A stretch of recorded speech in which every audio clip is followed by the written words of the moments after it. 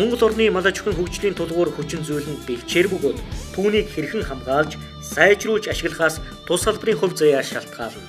Малын тоо толгойг хязгаарлах ганцхан хүчин зүйл байгаа бөгөөд тэр нь тухайн жилийн ургац сургах үеийн хурд ундаснаас хамааралтай бэлчээрийн даатс юм.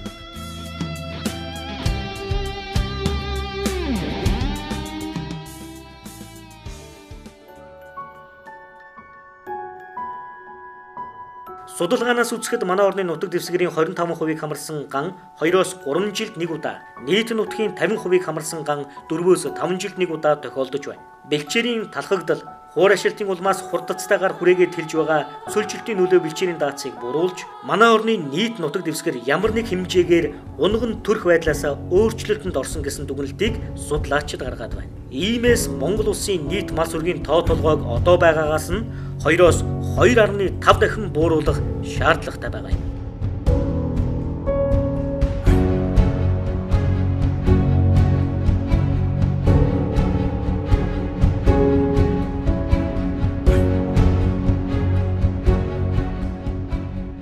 Чанаргүй улан тулгой малтай байснаас цөөхөн тооны чанарлаг жишээ нь 1000 малтай байлгаад нэг багцэг нэг төлөг алхахад 15 кг мах юм 10 кг махан гардаг байхад 200 малтай байгаад нэг төлөг алхахад 25-20 кг гул ууз гарах юм бол тэр нь ашигтай л гэж би бодож байгаа.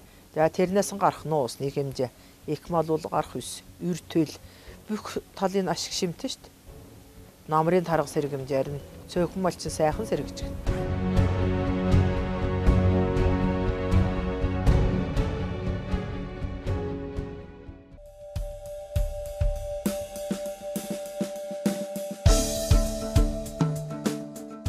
Бэлчээрийн мал аж ахуйн хөгжил нь хоорондоо нэгт шүтэлцээ бүхий малчин, мал бэлчээр, капитал менежмент гэсэн үндсэн 5 хүчин зүйлээр тодорхойлогдно.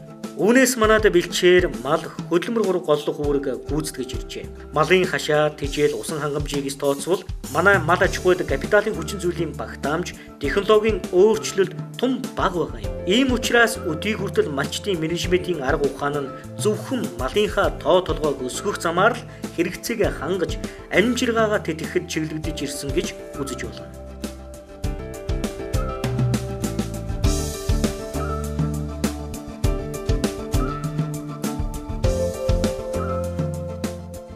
Дээр бидний чинь баг насанд одоо мал багтаа тийм биш. Одоо мал игдсэн. Мал игдсэн хазрын дах чадахгүй болоод. Олон тоодор бол ашигтай цөөхөн дээр болж байна. Нөгөө бэлчээр мүтсэн учраас. Олон мал нэг цаг идэх байх цөө мал жишээ нь өнжнэ. Тэр чанартай мал байна гэдэг бол бас зөв. Одоо ер нь малчид малын чанардаар их анхаар гэж байгаа шүү дээ. Тооны төлөө ус, чанарын төлөө малынхаа махны гарцыг нэмэгдүүлэх, ноос ноолорын гарцыг, сүүний гарцыг нэмэгдүүлэх одоо тэр тал дээр маш их анхаарж байгаа. Бид нар тэгээ толгоон тоо олон доош дээр үуч одоо 1000 мал, 2000 малтай гэж одоо нөгөө Улс аймгийн нэр цолыг бид нар одоо тэгж олгодог байсан бол одоо тодорхой хэмжээний бүтээл хийж байгаа, чанартай мал өсгөж байгаа. Одоо амьдралын төвшин бага өрхүүдийг дэмжиж ажиллах тэр талдаар бол анхаарч байгаа шүү дээ. Тэр нь чигээр нь зөв.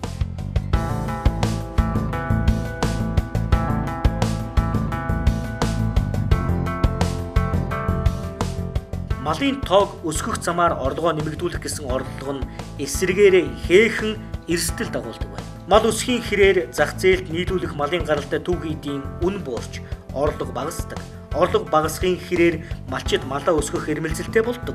Энэ нь эргээд бэлчээрийн даац хэтрэх, ган зудад нэрвэгдэх зэрэгээр сөрөг үр дагавар үзүүлдэг байна. Малын чанарыг дээшлүүлж, үр ашгийг нэмэгдүүлэх нэг арга зам бол үйлдвэр угсааг сайжруулж, төрөлжүүлэн өсгөх явдал юм. Энгийн үхрээс гарах махны гарцыг махны чиглэлийн үхрээс гарах гарцтай харьцуулах аргагүй нь ойлгомжтой. Тэгэхээр тухайн орон нутаг цаг агаарт дасан цогцсон өс жүржин амьдрах чадвартай махны, сүүний, ноосны гих мэтчлэн чиглэлээр нь өсгөн үржүүлсэн мал сүрэг өнөөдрийн малчдын зорилго чиглэл болоод байна.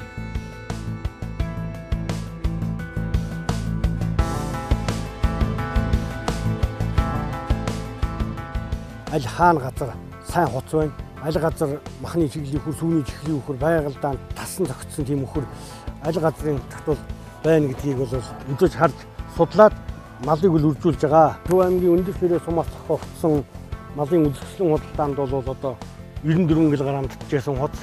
Одоо ногоон алтны хүрээнд аймаг дундын бичээр ашиглалтын холбооны зохион байгуулагдсан уралдаанууд бол би бол хуцаа үзүүлэхэд бол 93 хилтэй, хураг 48-аас 52 хилтэй байсан. Энэ жил Өвцгөл аймгийн Адаг Эрдэнэ сумаас сарлагын бухан бариунууд авчирч одоо бас бухын үржээ сайжруулах талаар солилцож хамтарч ажиллаж байгаа. Ер нь малын чанарын ухсгааг сайжруулах, чанартай цөөн тооны малыг өсгөх зүйтэй юм ашиг шимийн дэвшлүүлэхэд одоо зүй юм гэсэн бодлогыг цааш баримттай ажиллаж байна дээ. Малаас гарч байгаа түүхийд бүтээгдэхүүнийг зөвхөн дотооддоо ч биш, хоёр хөрштөө цаашлаад олон улсад гаргавал ашиг орлого нэмэгдэнэ гэдгийг малчид ирж байна. Ингэхийн тулд малын эрүүл мэнд, чанар стандартын асуудал нэн түрүүнд чухлаар тавигдана. Энэ бүхэнд зөв технологи, өндөр стандартын шаардлагатайгаас гадна төр засгийн зөв бодлого, дэмжлэг хэрэгтэй байгаа юм. Цаашдаа бол мал аж ахуйн салбар бол тогтвортой юм өсөх хандлагатай байна. Тэгэхээр энэ тогтвортой өсөлтийг бид нэр бүрдүүлэхийн тулд тогтвортой өсөлтийг бид нэр одоо тогтвортой өсгөөд байх юм уу, эсвэл одоо энэ төвшөнд барьж байх ёстой юм уу, эсвэл бид нар боловсруулах томоохон үйлдвэрүүдийг бүсийн хэмжээнд барьж байгуулах ёстой юу гэдгээр бид нар үнэхээр бодох цаг болжээ. Тухайлбал одоо манай баруун бүс нутаг бол махыг бол Оросын холбооны улс руу, хятад улс руу бол гаргаад авах боломжтой. Тэгэхээр манай одоо аймагт томоохон мах боловсруулах үйлдвэр байгуулвал манай малчид эргээд нөгөө малаа борлуулах зах зээлийн нийлбэг болно. Эргээд нөгөө боловсруулсан бүтээгдэхүүнийг гадаад руу гаргаж тэрүүгээрээ эргээд мөнгө осгох бүрэн боломжууд байна л да. Маха экспортлох юм бол махан өнтөө зарагдах юм бол малчд малаа сөрүүлэх. Чат дараалаар одоо сумын тогтвортой хөгжлийн бодлого гэдэг энийг 5 жилийн хугацаатаар хийсэн чат дараалаар сая 2 бүлэг дээр малыг сөрүүлэх, шанаржуулах ажил дээр ихийг анхаарч малчд ойлуулж ажиллаж байна. Малыг багтан, малыг чанардна гэсэн бол манай улс малын зах зээл гаргах. Орос улсад тийм нэг ханч гэсэн маха гаргах. Мал бий. Тийм учраас тэгэл зүгээр болох юм. Миний санал бодлоо яг зах зээл гоо болгосноос ингэж дас гэтрээд одоо нэг ингэж яагаад гэдэг малыг дас гэтрээд зах зээл байхгүй болоод нэг зут болох юм бол тэгэл мөнгөш байхгүй ч байхгүй хорондос госорчоос суулгаас юм болно гэж боддог. Өнөөдрийн байдлаар гадаад зах зээл, хомс, дотооддоо ч эдийн засгийн хямралтай байгаа нь малын тоо толгойг бууруулах, эдийн засгийн эргэлтэнд оруулахад сөрөг нөлөө үзүүлж байгаа юм.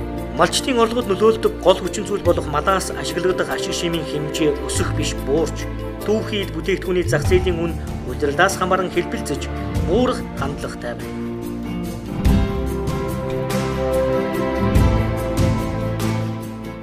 Бэлчээрийн ачаалтыг нь бууруулад тэгээд одоо өрхийн орлогоо өсгөж байх тийм одоо боломжууд бол байна. За энд бол хоёр одоо үндсэн нөөц боломжийг нэрлэж болох юм. Бидний хийсэн одоо тооцоогоор хонин сүрэгт хээлтгчийн эзлэх хувийн жинг 50 хүртэл хувьд хүргээд хурганыхаа 15%-ийг одоо борлуулна гэх юм бол бүтээгт махны үйлдвэрлэлтийг бол нэг 12%-аар нэмэгдүүлэх боломж байгаа юм. Харин хээлтгч малынхаа тоог 60% хүргээд хурганыхаа 40%-ийг одоо борлуулна гэх юм бол мах үйлдвэрлэлтийг 55%-аар өсгөх боломж байгаа. За тэгэхээр зөвхөн хонин дээр одоо жишээ авахд бол ийм байна. За ийм боломж бол одоо бүх төрлийн одоо мал дээр бол байгаа энэ дээр. За хоёр дахь үндсэн их үүсвэр малын одоо чанарыг сайжруулах явдал бол бүтээгдэхүүний үйлдвэрлэлийг одоо нэмэгдүүлэх нэг чухал одоо боломж юм аа. За бидний одоо тооцож байгаагаар бол энэ малын одоо үйлдвэр ухсаа чанарыг одоо сайжруулснаар энэ бүтээгдэхүүний үйлдвэрлэлтийг 50-аас одоо 100%-аар одоо нэмэгдүүлэх ийм бололцоо байна гэж үзэж байгаа юм. Ийм байдлаар орон нутгийн удирдлага төр засгийн зүгээс зарим нэг арга хэмжээ авч малчдын сэтгэлгээг өөрчлөх, сургалт, өдөрлөг зохион байгуулан ойлгуулж ухуулах замаар малыг эдийн засгийн эргэлтэнд оруулах, амжиргааг нь дээшлүүлэх арга хэмжээ авч хэрэгжүүлж байна. Бэлчээрийн мал аж ахуйгаас хамгийн хямд өртөгтэй бүтээгдэхүүн үйлдвэрлэдэг хэмээх үзэл байдаг. Мал сүргийн жилийн турш идэж байгаа өвс ургамлыг хинч тооцож бүтээгдэхүүний өртөгт шингээдгүй бөгөөд тодорхой бус зардалд тооцдог. Үнэн дээр ойролцоо тооцоогоор 20 толгойд шилжүүлснээр нэг мал жилд 70 мянган төгрөгийн өвс идэж байхад төрөөс бэлчээрийг сайжруулахад зориулж нэг 20 толгойд 70 төгрөг зарцуулж байгаагаас бид бэлчээрийг хамгаалж сайжруулахад анхаарч байгааг төвөггүй ойлгож байна.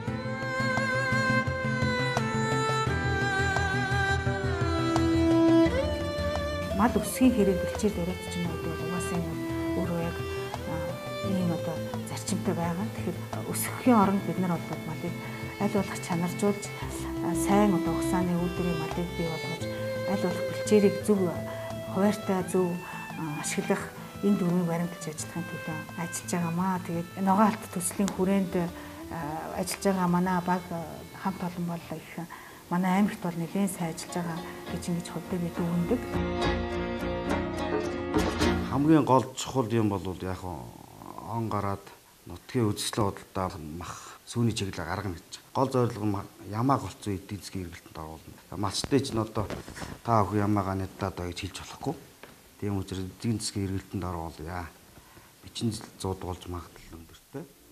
Багасгаж малын бэлчээрийн даацыг жоохон багасгах нэг арга хэмжээ. Малыг эдийн засгийн эргэлтэнд оруулж тоо толгойг нь цөөрүүлэх замаар бэлчээрийн даацыг хамгаалах зохих төвшөнд нь барих нэг хөшүүрэг бол малын хөлийн татвар тогтоох юм. Тооцоо судалгаатай зөв менежментээр өсгсөн мал сүрэг нэгдүгээрт эдийн засгийн өргөөжтэй, хоёрдугаарт байгаль экологи бэлчээрийн ашиглалтанд нийцтэй байх нь тодорхой. Сүүлийн үед малчид өөрсдөө ч үүнийг ойлгон дэмжиж адил хэмжээний орлого олж байгаа нөхцөлд цөөн малтай байх нь ашигтайг хэлж байна. Хувийн өмчийн мал сүргийг нэгэнт хүчээр багасгах хэмээн тулгаж болохгүй учраас ухаалаг бодлогоор зохицуулж өгөх нь төр засаг шийдвэр гаргагчдын хийх ажил болоод байна. Нарийн нэгт судалгаан дээр суурилсан алсын хараатай оновчтой цогц бодлого түүнийг хэрэгжүүлэх шийдвэр гаргах түвшний улс төрчдийн чин хүсэл өнөөдөр хэрэгтэй байна. Өнөөдөр малчтай уулзалт явж байгаа бэлчээрийн тухай хууль гаргахад бид дуртай байна. Өөрөөсөө ийм замбраагүй байдал байгаад байгаа учраас замбраатай болов хүсэж байна. Хэрэгцүүн зохицуулт хийгээд хүсэж байна. Мал ялангуяа хувийн мал тодорхой хэмжээнд татвартай бол ерөөсөө буруузал байхгүй. Зүгээр 8 хийгээд 10 төгрөг олох гэж байгаа хүнээс татвар авдаг шүү дээ. Гэхдээ 2000 хонтой одоо Монголд 3000 20,000 хонтой малтай хүн байна шүү дээ. Яагаад төр тэрэнд хариуцлага өрүүлээд татвар төлж болдгоо гэж энийг бас дургуцаагүй, бас эсэргүүцээгүй тодорхой төвшөнд нь боломжтой нөхцөлд нь татвар гаргаад тэр мөнгөөр нь харин энэ малчны байгууллагыг дэмжмээр шүү дээ.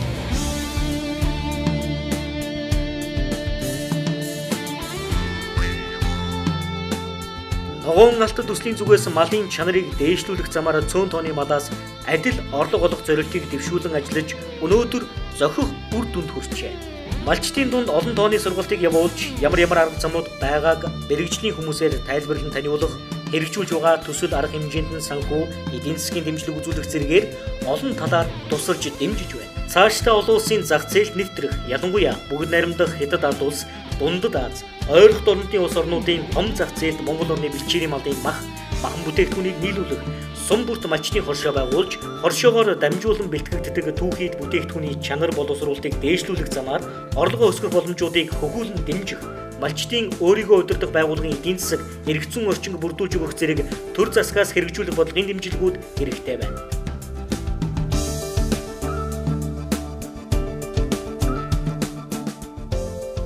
Бид нар тэгэхээр малыг сайжруулснараа бол бэлчээрийн тасгалдлыг бас нэг зогсоох арга байна уу гэж бодож байгаа.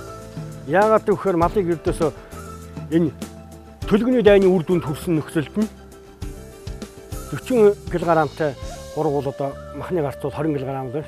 Тэгээ ингээд төлгөний дайны хүрсэн нөхцөлд бол бид нэр бол бас бэлчээрээ тасгалахгүй түүний борлуулаад малчинд бол ашигтай байх нөхцөл байна уу гэсэн ийм бодол байгаа. Тэгээд дараагийн нэг малын нэг бодол бол бид нар бол ердөөсөө энэ суваа мал за тэгэл бэлчээр тасгалж байгаа энэ олон малыг бол бид мөнгө л олох хэрэгтэй байна. Малчид бидэнд бол мөнгө л хамгийн чухал байдаг. Ердөө банкн дээр тулгуурлаж ажиллаж байгаа. Тэгээ банк байхгүй бол бид мөнгөний хэрэгцээ бол өөрөөсөө гарах бах. Тэгээд энэ дээр бол бодож яхад бол би боддгийн.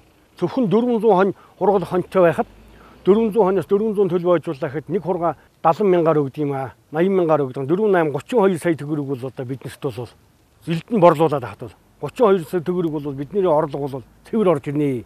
Ийм учраас бол бид ганцхан төлөх маллаараа маллаад ингээд сүргийнхаа эргэлтийг бол бас төлөө авч үлдээд сайжруулад явах бол боломж бол бас байна уу гэж хараад байгаа юм. Энэ бүтээгдэхүүнөө нийлүүлэхдээ одоо жишээлбэл сарлагын хөврийг гэхэд одоо хөөвөр хэлбэрээр нөх самнаж сарлагын хөврийг авснараа тухайн одоо самнаагүй сарлагын хөвөр 2000 төгрөгийн үнэтэй байхад самнсан хөврийг одоо 10-аас 15 мянган төгрөгийн үнэтэй зах зээлд борлуулах жишээтэй. Энэ одоо борлуулсныхаа хөрс эргээд нөгөө малчдаа үнийхээ зөрүү олгодог одоо ийм давуу талууд байгаа. За мөн одоо тором самнах сургалтыг бид нэр өнгөрсөн сая хийлээ 4 сумын.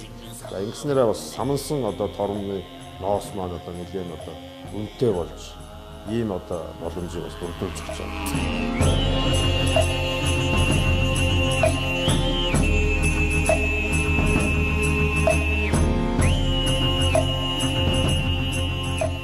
Нүүдлийн мал аж ахуй бол манай улсын эдийн засаг, нийгмийн гол тулгуур байсаар ирсэн цаашидч байх нь тодорхой билээ. Хөгжил, дэвшил гэдэг байнга өөрчлөгдөн шинжлэгдэж, шинэ бүхнийг шаардаж байдаг. Мал аж ахуй салбарыг хөгжүүлэх гол үндэс нь малын үйлдвэр угсааг сайжруулан сэлбэх, нэгж малаас гарах түүхийд бүтээгдэхүүний чанар хэмжээг нэмэгдүүлэх явдал юм. Үүнд төр хувийн хэвшил, төсөл хөтөлбөрүүдийн хамтын ажиллагаа, уялдаа холбоо, нэг нь нөгөөгөө нөхөн ажиллах чадвар, бодлого энэ чухал билээ.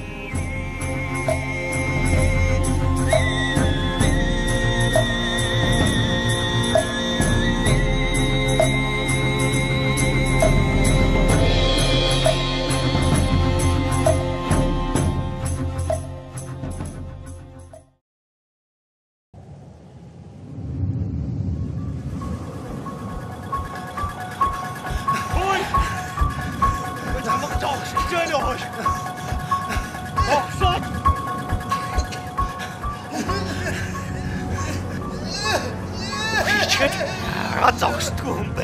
Ах минь өршөө. Талд бичиж байдаг. Таван эдний сүрэг минь хайж ба. Утга бэлчээч.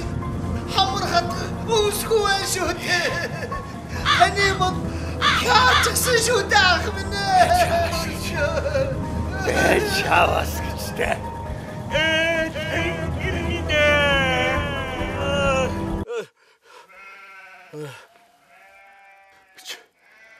Яасан мохой зүтзүүдлээ. Өнөө тамби.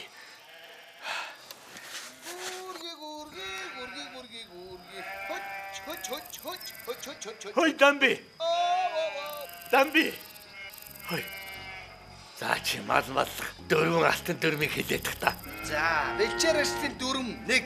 Бэлчээрийн даацыг тооцож малынхаа тоог тохируулах 2. Бэлчээрийн өв сургамжийн урах болцоог олгох. 3 дугаарт бэлчээрийг сэлгэж нүүж сууж байх. Хамгийн сүүлд нь өв сургамжийг цөлбөж идүүлэхгүйгээр нөөцийг хамгаалж байх. Ийм 4 алтан дөрөв байдаг юм да. Дүүн үхтэй яваа. За. Гүрги. Сүрхий байна хөөе. Ногоо галт руу явуулж. Номын дуу сонсгоод гсэн чинь сайжирчээ. Би чиг зогстой ашиглана гэж.